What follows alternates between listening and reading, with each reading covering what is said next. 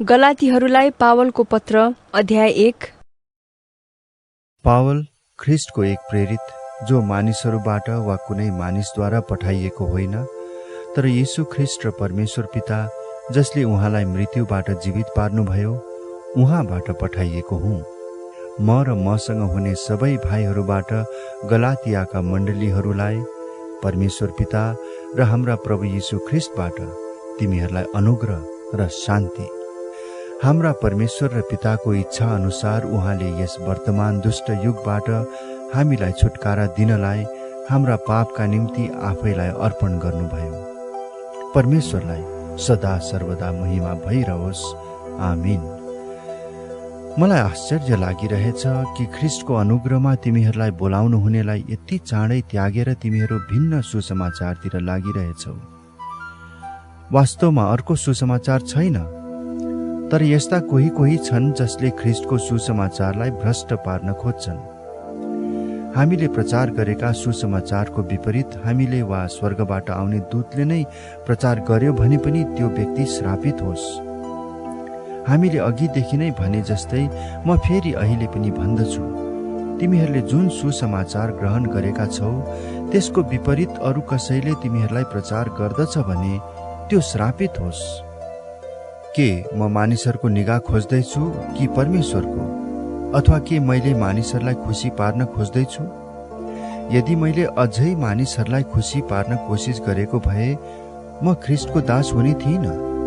भाइ हो, तिमीहरूले यो जान भन्ने म चाहन्छु कि मैले प्रचार गरेको सुसमाचार मानिसको सुसमाचार होइन, किनकि मैले यो कुनै मानिसबाट पाएको होइन, न मलाई यो सिकाइएको थियो, तर येशू ख्रिस्टको प्रकाशद्वारा मैले यो पाएको हुँ। यहुदी धर्ममा छँदा मेरो अघिको जीवनको विषयमा तिमीहरूले सुनेका छौ, कसरी मैले परमेश्वरको मण्डलीलाई भयानक रूपले सताएँ र त्यसलाई नाश गर्न खोजेँ।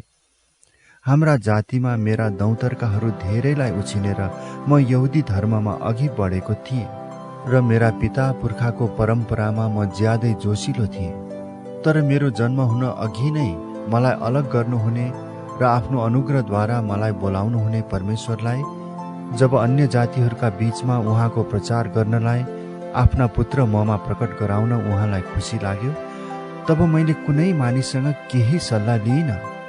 न त म भन्दा अघि प्रेरित हुनेहरू कहाँ म यरुसलेममा गएँ, तर तुरुन्तै अरब देशमा गएँ र पछि दमस्कसमा फर्केर आएँ। तब 3 वर्षपछि केफाससँग भेट गर्न म यरुसलेम गएँ र उनीसँग 15 दिनसम्म बसेँ। तर प्रभुका भाइ याकुबलाई बाहेक अरू कुनै प्रेरितलाई मैले भेटिनँ।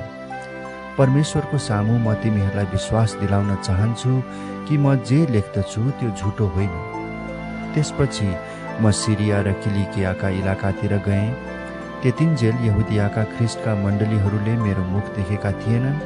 तिनीहरूले यतिसम्म मात्र सुनेका थिए, अघि हामीहरूलाई सताउने मानिसले जुन विश्वास नाश गर्न खोजेको थियो, अहिले त्यसले त्यही विश्वास प्रचार गरिरहेछ।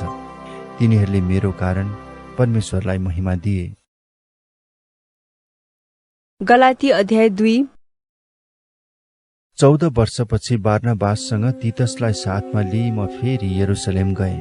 ईश्वरीय प्रकाश पाए अनुसार म गएँ र तिनीहरूका सामुन्ने त्यही सुसमाचार राखेँ जो म अन्य जातिहरूलाई प्रचार गर्दछु। तर अगुवा झैँ देखा पर्नेहरूका सामुन्ने मैले यो एकान्तमा प्रस्तुत गरेँ, ताकि मैले जो दौड दौडे वा दौडिरहेको छु त्यो व्यर्थ नहोस्। तर मेरो साथमा हुने तीतसलाई ग्रीक भए तापनि खतना हुनुपर्छ भनेर कसैले कर लाएन। खतनाको यो कुरा उठ्यो किनकि कति झुटा भाइहरू हाम्रो दलभित्र गुप्त रूपले पसिकन ख्रिस्टमा भएको हाम्रो स्वतन्त्रताको चेवा गरी हामीलाई बन्धनमा ल्याउन चाहन्थे। सुसमाचारको सत्यता तिमीहरूका लागि सुरक्षित रहोस् भनेर तिनीहरूका सामुन्ने हामी एकै पलका निम्ति पनि झुकेनौँ। प्रतिष्ठित देखा पर्ने व्यक्तिहरू जो थिए र तिनीहरू जस्ता भए तापनि मलाई त केही फरक पर्दैन। परमेश्वरले मानिसको पनपक्ष गर्नुहुन्न। यिनीहरूले मेरो सन्देशमा केही थपिदिएनन्, तर झन् उल्टो तिनीहरूले देखे कि बेखतनाकाहरूलाई सुसमाचार प्रचार गर्ने अभिभारा मलाई दिइएको थियो, जसरी खतनाकाहरूलाई सुसमाचार प्रचार गर्ने अभिभारा पत्रुसलाई दिइएको थियो। परमेश्वर जसले पत्रुसको प्रेरितपनद्वारा खतनाकाहरूका बीचमा काम गर्नुभयो, मद्वारा पनि अन्य जातिहरूका बीचमा काम गर्नुभयो। याकुब, केफास र यूहन्ना जो मण्डलीका खम्बाहरू थिए, तिनीहरूले ममाथि भएको अनुग्रह थाहा पाएपछि मलाई र बारनाबासलाई संगतिको दाहिने हात दिए। हामी अन्य जातिहरू कहाँ जाने र उनीहरू चाहिँ खतनाकाहरू कहाँ जाने भन्ने निश्चय गरे। केवल उनीहरूको यही इच्छा थियो कि गरिबमाथि हाम्रो सम्झना रहोस्। त्यसो गर्न म पनि उत्सुक थिएँ। तर जब केफास एन्टिओखियामा आए तब मैले उनलाई खुल्लम खुल्ला विरोध गरेँ, किनकि उनी दोषी थिए। याकुबले पठाएका मानिसहरू आउनभन्दा अघि उनले अन्य जातिहरूका साथमा खाने गर्दथे। तर जब तिनीहरू आइपुगे तब उनी अन्य जातिहरूबाट पछि हटेर अलग भए, किनकि उनी खतनाका दलदेखि डराएका थिए। अरू बाँकी यहुदीहरूले पनि त्यस्तै कपटपूर्ण काम गरे, यहाँसम्म कि तिनीहरूको कपटपूर्ण व्यवहारले गर्दा बारनबास पनि भड्केर गए। तर जब सुसमाचारको सत्यता बमोजिम तिनीहरू नचलेका मैले देखेँ, तब तिनीहरू सबैका सामुन्ने मैले केफासलाई भने, तपाईँ यहुदी भइकन यहुदी जस्तो नभई अन्य जातिहरू जस्तै चल्नुहुन्छ भने अन्य जातिहरूलाई यहुदी जस्तै जिउन कसरी कर लाउनुहुन्छ? हामी जन्मैका यहुदी हौँ र अन्य जाति जस्तै पापी होइनौँ, र पनि हामी जान्दछौँ व्यवस्थाका कामद्वारा मानिस धर्मी ठहरिँदैन, तर येशू ख्रीष्टमाथिको विश्वासद्वारा धर्मी ठहरिन्छ। यसकारण हामीले पनि हाम्रो विश्वास ख्रीष्ट येशूमा राख्यौँ, ताकि हामी व्यवस्थाका कामद्वारा होइन तर ख्रीष्टमा राखिएको विश्वासद्वारा धर्मी ठहरिन सकौँ। किनकि व्यवस्थाका कामद्वारा कोही पनि धर्मी ठहरिँदैन। तर यदि ख्रीष्टमा धर्मी ठहरिने प्रयत्न गर्दा हामी पापी भेटाइन्छौँ भने ख्रीष्टले पापलाई प्रोत्साहन दिनुहुन्छ त? कदापि होइन। किनकि आफैले भत्काएको कुरा मैले फेरि बनाएँ भने आफैले आफैलाई म अपराधी हुँ भन्ने साबित गर्छु। किनकि परमेश्वरको निम्ति म जिउन सकूँ भनेर व्यवस्थाद्वारा व्यवस्थाको लेखी म मरेको छु। म ख्रीष्टसँगै क्रुसमा टाँगिएको छु। अब उपरान्त जिउने म होइन, तर ख्रीष्ट ममा जिउनुहुन्छ। जुन जीवन शरीरमा म अहिले जिउँछु त्यो परमेश्वरका पुत्रमा विश्वास गरेर जिउँछु, जसले मलाई प्रेम गर्नुभयो र मेरो निम्ति आफूलाई अर्पण गर्नुभयो। परमेश्वरको अनुग्रह म पन्साउँदिन, किनकि व्यवस्थाद्वारा धर्मी ठहरिने हो भने त ख्रीष्ट व्यर्थैमा मर्नुभयो। गलाती अध्याय 3। हे मूर्ख गलाती हो, कसले तिमीहरूलाई मोहनी लाएर बसमा पार्यो? तिमीहरूका आँखाकै सामुन्ने यीशु ख्रीष्ट क्रुसमा टाँगिनु भएको कुरा स्पष्ट रूपले वर्णन गरिएको थियो। यति मात्र म तिमीहरूलाई सोध्न चाहन्छु, तिमीहरूले पवित्र आत्मालाई व्यवस्थाका कामहरूद्वारा पायौ कि सुनेका वचनमा विश्वास गरेर? के तिमीहरू यति मूर्ख छौ कि आत्मामा सुरु गरेर शरीरमा शेष गर्दैछौ? के यतिका दुःख तिमीहरूले व्यर्थमा भोग्यौ त? यदि यो साँच्चै व्यर्थमा भयो भने त जसले तिमीहरूलाई पवित्र आत्मा दिनुहुन्छ र तिमीहरूका माझ आश्चर्य कर्महरू गर्नुहुन्छ, के यो सबै उहाँले व्यवस्थाका तिमीहरूका कामको कारणले गर्नुभएको हो कि सुनेका वचनमा तिमीहरूले विश्वास गरेको कारणले हो? अब्राहमलाई नै हेर, उनले परमेश्वरमा विश्वास गरेथे र यो उनको निम्ति धार्मिकता गनिएको थियो। यसकारण तिमीहरूले यो जान कि जसले विश्वास गर्छन् तिनीहरू नै अब्राहमका सन्तान हुन्। परमेश्वरले अन्य जातिहरूलाई विश्वासद्वारा धर्मी ठहराउनुहुन्छ भन्ने धर्मशास्त्रले पहिलेदेखि नै देखेर अब्राहमलाई तँमा नै सबै जातिले आशिष पाउनेछन् भन्ने सुसमाचार अघिबाटै सुनायो। यसकारण विश्वास गर्ने मानिसहरूले विश्वासी अब्राहमसँगै आशिष पाएका छन्। व्यवस्थाका कामहरूमाथि भर पर्ने सबै श्रापित छन्, किनकि धर्मशास्त्रमा यसो लेखिएको छ, व्यवस्थाको पुस्तकमा लेखिएका सबै कुरामा नरहने र ती पालन नगर्ने हरेक श्रापित हुन्छ। परमेश्वरको दृष्टिमा व्यवस्थाबाट कोही मानिस धर्मी ठहरिँदैन भन्ने कुरा प्रत्यक्ष छ, किनभने धर्मी चाहिँ विश्वासद्वारा नै जिउने छ। व्यवस्था चाहिँ विश्वासमाथि आधारित छैन, बरु जुन मानिसले यी काम गर्छ त्यो तिनैद्वारा जिउने छ। हाम्रा निम्ति शराब बनेर ख्रीष्टले हामीलाई व्यवस्थाको शराबबाट मोल तिरेर छुटाउनु भयो, किनकि काठमा झुन्डिने हरेक श्रापित हुन्छ भन्ने लेखिएको छ। उहाँले हामीलाई मोल तिरेर छुटाउनु भयो ताकि अब्राहमलाई दिइएको आशिष ख्रिस्ट येशूद्वारा अन्य जातिहरूमा आओस् र हामी विश्वासद्वारा प्रतिज्ञाका पवित्र आत्मा प्राप्त गर्न सकौं। भाइ हो, प्रतिदिनको जीवनबाट एउटा उदाहरण लियौं। एकचोटि पक्का भइसकेपछि मानिसले बनाएको इच्छा पत्र कसैले रद्द गर्न सक्दैन, न त त्यसमा केही थप्न सक्छ। प्रतिज्ञाहरू अब्राहम र उनको सन्तानलाई दिइएका थिए। धर्मशास्त्रले सन्तानहरूलाई भन्दैन, यसले त धेरै मानिसहरूको संकेत दिन्छ, तर धर्मशास्त्रले तिम्रो सन्तानलाई भन्छ, यसले एउटा मानिसको मात्र संकेत दिन्छ जो ख्रिस्ट हुनुहुन्छ। मेरो भनाइको अर्थ यो हो कि 430 वर्षपछि आएको व्यवस्थाले त्यसभन्दा अघि परमेश्वरले पक्का गर्नुभएको करारलाई काट्दैन, नत्र त प्रतिज्ञा रद्द भई जाने थियो। किनकि उत्तराधिकार व्यवस्थाद्वारा पाइने हो भने प्रतिज्ञाद्वारा पाइने कुरै आउँदैन। तर परमेश्वरले प्रतिज्ञाद्वारा नै अब्राहमलाई यो दिनुभयो। तब व्यवस्थाको आवश्यकता किन पर्यो त? जुन सन्तानलाई प्रतिज्ञा भएको थियो ऊ नआउन्जेल अपराधको कारणले व्यवस्था थपियो, अनि एकजना मध्यस्थले स्वर्गदूतहरूद्वारा व्यवस्थाको स्थापना गर्यो। एउटैको मात्र मध्यस्थ हुँदैन, तर परमेश्वर एउटै हुनुहुन्छ। तब के व्यवस्था परमेश्वरका प्रतिज्ञाहरूका विरुद्ध छ र? कदापि छैन। यदि जीवित पार्न सक्ने व्यवस्था दिइएको भए धार्मिकता साँच्चै व्यवस्थाबाट हुने थियो। तर धर्मशास्त्रले बताउँछ कि सबै कुरा पापको कैदमा छ, ताकि जुन प्रतिज्ञा यीशु ख्रिस्टमाथि विश्वासद्वारा दिइएको थियो त्यो विश्वास गर्नेहरूलाई दिइयोस्। तर विश्वास आउन अघि हामी व्यवस्थाको बसमा थियौं र विश्वास प्रकट नभएसम्म हामी थुनिएका थियौं। विश्वासद्वारा हामी धर्मी ठहरिन सकौं भनेर व्यवस्थालाई हाम्रो संरक्षक भई हामीलाई ख्रिस्टसम्म डोर्याउने जिम्मा दिइयो। तर अब विश्वास आएको हुनाले अब उपरान्त हामी संरक्षकको अधीनमा छैनौं, किनकि विश्वासद्वारा तिमीहरू सबै ख्रिस्ट येशूमा परमेश्वरका सन्तान हौ। किनकि तिमीहरू मध्ये जतिको ख्रिस्टमा बप्तिस्मा भयो तिमीहरू सबैले ख्रिस्टलाई धारण गरेका छौ। अब न त यहुदी छ, न ग्रीक, न कमारा छ, न फुक्का, न त पुरुष न स्त्री छ, किनभने ख्रिस्ट येशूमा तिमीहरू सबै एउटै हौ। यदि तिमीहरू ख्रिस्टका हौ भने त तिमीहरू अब्राहमका सन्तान हौ र प्रतिज्ञा बमोजिम उत्तराधिकारीहरू हौ।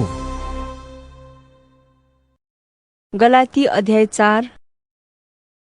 मेरो भनाइको अर्थ यो हो, उत्तराधिकारी जबसम्म बालकै छ ऊ सबै थोकको मालिक भए तापनि कमारा भन्दा फरक हुँदैन। तर बाबुले ठहराएको समयसम्म ऊ अभिभावक र संरक्षकको अधीनमा हुन्छ। हामी पनि यसरी नै बालक छौन्जेल संसारका दैवी शक्तिहरूको दासत्व मुनि थियौं। तर समयको पूर्णतामा परमेश्वरले आफ्ना पुत्रलाई पठाउनु भयो। उहाँ एउटी स्त्रीबाट जन्मनुभयो तथा व्यवस्थाको अधीनमा जन्मनुभयो। व्यवस्थाको अधीनमा रहनेहरूलाई मोल तिरेर छुटाउनलाई उहाँ पठाइनुभयो ताकि हामी पुत्रको पूरा हक प्राप्त गर्न सकौं। तिमीहरू पुत्र भएका हुनाले परमेश्वरले आफ्ना पुत्रको आत्मा हाम्रा हृदयमा पठाइदिनु भयो, जसले हे अब्बा पिता भनेर पुकार्नुहुन्छ। यसै कारण परमेश्वरद्वारा तिमी अब उपरान्त दास होइनौ तर पुत्र हौ, र पुत्र हौ भने त उत्तराधिकारी पनि हौ। अघि अघि जब तिमीहरूले परमेश्वरलाई चिनेका थिएनौ तिमीहरू तिनका दास थियौ जो स्वभावले नै देवहरू होइनन्। तर अब त तिमीहरूले परमेश्वरलाई चिनेका छौ अथवा परमेश्वरबाट चिनिएका छौ। र पनि फेरि कसरी तिमीहरू ती निर्बल र सुरुका तुच्छ सिद्धान्तहरूतिर फर्कन्छौ र फेरि तिनका दास बन्न चाहन्छौ। तिमीहरू तिथिहरू, महिनाहरू, ऋतुहरू र वर्षहरू मान्दछौ। मलाई त यस्तो लाग्छ कि तिमीहरूका निम्ति गरिरहेको मेरो परिश्रम व्यर्थ भयो। भाइ हो, तिमीहरू म जस्तै हो भन्ने म बिन्ती गर्दछु, किनकि म पनि तिमीहरू जस्तै भएको छु। तिमीहरूले मेरो केही खराबी गरेका छैनौ। तिमीहरूलाई थाहा छ कि शरीरको अस्वस्थताले गर्दा नै मैले पहिले तिमीहरूलाई सुसमाचार सुनाएथे। यद्यपि मेरो बिरामी अवस्था तिमीहरूका लागि एउटा परीक्षा थियो, तथापि तिमीहरूले मलाई तिरस्कार गरेनौ, न घृणा नै गरे। तर परमेश्वरको एउटा दूतलाई ख्रिस्ट येशूलाई झैँ मलाई ग्रहण गर्यौ।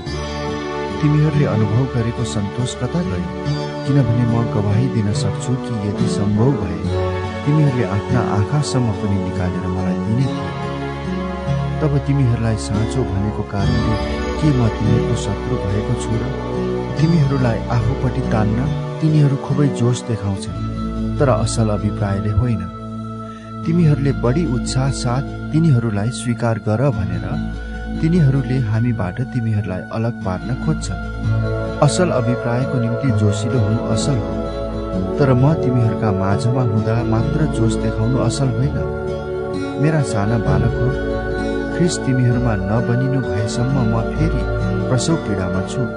अहिले म तिमीहरूका साथमा भएर तिमीहरूसँग मेरो बोल्ने तरिका बदल्न सके कति असल हुने थियो, किनकि तिमीहरूका विषयमा म अन्योलमा परेको छु। तिमीहरू व्यवस्थाको अधीनमा रहन चाहनेहरूले मलाई भन, व्यवस्थाले के भन्छ? के तिमीहरूलाई थाहा छैन? किनभने लेखिएको छ, अब्राहमका 2 छोराहरू थिए, कमारी तर्फबाट एक, अर्को चाहिँ स्वतन्त्र स्त्रीबाट। कमारीको छोरो चाहिँ शरीर अनुसार जन्मेको थियो, तर स्वतन्त्र स्त्रीबाट जन्मेको छोरो प्रतिज्ञाद्वारा। यो कुरालाई रूपक दृष्टान्तको रूपमा लिन सकिन्छ।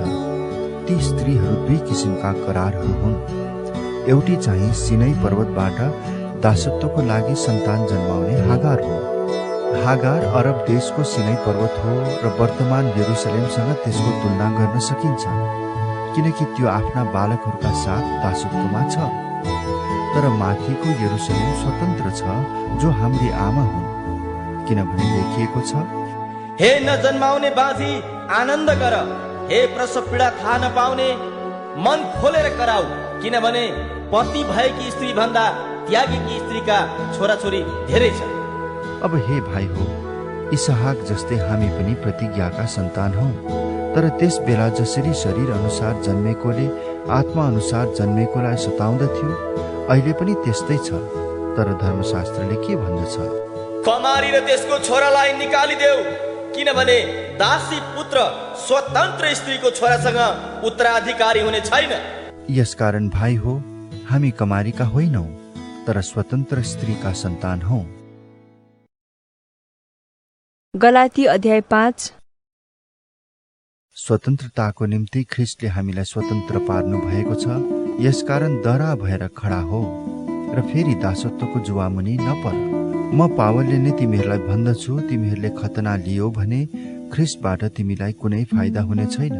खतना हुने प्रत्येकलाई म फेरि चेतावनी दिन्छु कि सम्पूर्ण व्यवस्था पालन गर्न त्यो बाध्य हुन्छ। तिमीहरू जो व्यवस्थाद्वारा धर्मी ठहरिन चाहन्छौ, तिमीहरू ख्रिस्टबाट अलग्ग भएका छौ। तिमीहरू अनुग्रहबाट तल खसेका छौ, किनकि हामी पवित्र आत्माद्वारा विश्वासबाट धार्मिकताका आशाको प्रतीक्षा गर्छौं। ख्रिस्ट येशूमा न त खतना केही मूल्यको न बेखतना केही मूल्यको हुन्छ, तर एउटै कुराको मात्र मूल्य छ, अनि त्यो हो प्रेमद्वारा काम गर्ने विश्वास। तिमीहरू राम्रै दौडिरहेका थियौ। कसले तिमीहरूलाई सत्यता पालन गर्नमा बाधा दियो? तिमीहरूलाई बोलाउनु हुनेबाट यो फकाउने फुस्लाउने काम भएको होइन। थोरै खमीरले जम्मै ढिकालाई खमीरा बनाउँछ। म प्रभुमा भरोसा राख्दछु कि तिमीहरूले मेरो बाहेक अर्को विचार अपनाउने छैनौ। तिमीहरूलाई पिरोल्ने जोसुकै भए पनि त्यसले दण्ड भोग्नेछ। तर भाइ हो, यदि म अझै खतनाको प्रचार गर्दछु भने म माथि यी सब सतावट किन आएका? त्यसो हो भने त क्रुसबाट आउने बाधा गएको छ। तिमीहरूलाई विचलित पार्नेहरूले त बरु आफ्नो अङ्ग नै काटे पनि हुने। भाइ हो, तिमीहरू त स्वतन्त्रताको निम्ति बोलाइएका हौ। केवल त्यस स्वतन्त्रतालाई पापमय स्वभावको निम्ति प्रयोग नगर, तर प्रेममा तिमीहरू एक अर्काको सेवक बन, किनभने समस्त व्यवस्था एउटै वचनमा पूरा भएको छ। तैले आफ्नो छिमेकीलाई आफूलाई झैं प्रेम गर। तर तिमीहरू एउटाले अर्कालाई टोक्ने र निल्ने गर्छौ भने त होशियार गर, तिमीहरू एक अर्काबाट नै खतम हुनु नपरोस्। तर म भन्दछु, पवित्र आत्माद्वारा हिँड र पाप स्वभावका लालसा पूरा नगर, किनकि पाप स्वभावका लालसा पवित्र आत्माको विरुद्ध हुन्छन्, अनि पवित्र आत्माको इच्छा पाप स्वभावको विरुद्ध। तिमी जे गर्न चाहन्छौ त्यसबाट तिमीहरूलाई रोक्नका निम्ति यी चाहिँ एउटा अर्काको विरुद्धमा हुन्छन्। तर यदि तिमीहरू पवित्र आत्माद्वारा डोर्याइएका हौ भने त तिमीहरू व्यवस्थाको अधीनमा हुँदैनौ।